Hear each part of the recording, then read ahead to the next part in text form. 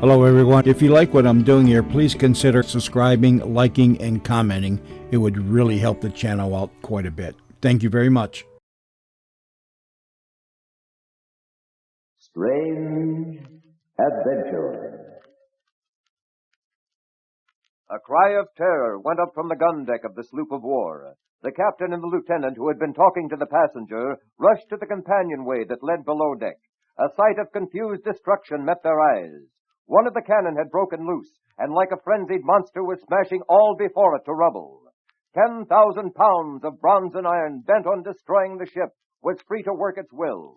No man, no thing could stand before it. The ship rolled slightly, and the cannon rolled with it, gathering momentum as the deck slanted. Like a demon, it crashed into another gun of the battery, shattering it to bits. Then, as if it had a mind of its own, turned and raced back to smash a gaping hole in the side of the vessel. The gun deck was clear of men, all except one, the man whose cry had given the warning. He lay dead, smashed against the planking of the deck. One of the witnesses of this catastrophe moved. It was the passenger. He elbowed his way between the captain and the lieutenant and descended the ladder to the gun deck where he stood alone, watching the monster's every move.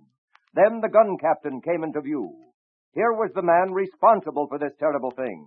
His was the blame, for it was his task to see that each cannon be properly secured. The gun captain was a brave man, and he came forth now to give battle to this instrument of death.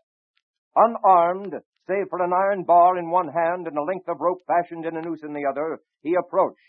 The battle began. Time after time, the man dodged skillfully aside at the very moment when it seemed that he must be crushed to death. Back and forth the fight raged, until at last the end was in sight.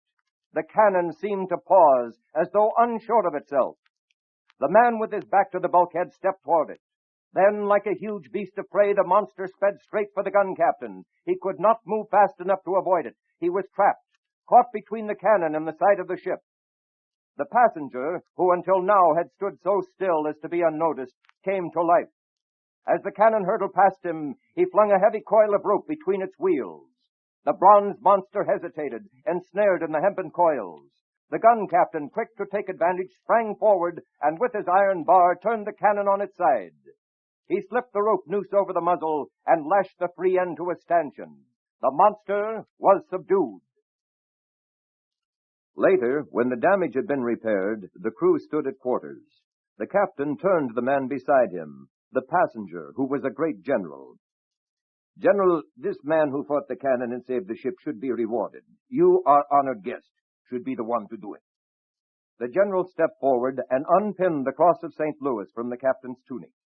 He turned to the gun captain and pinned it on his shirt. "For bravery, the cross of St. Louis." The general paused for but a moment. "For carelessness and neglect of duty, death." This is Pat McGeehan saying goodbye from my writer Charles Crowder and inviting you to listen again to another tale of Strange Adventure.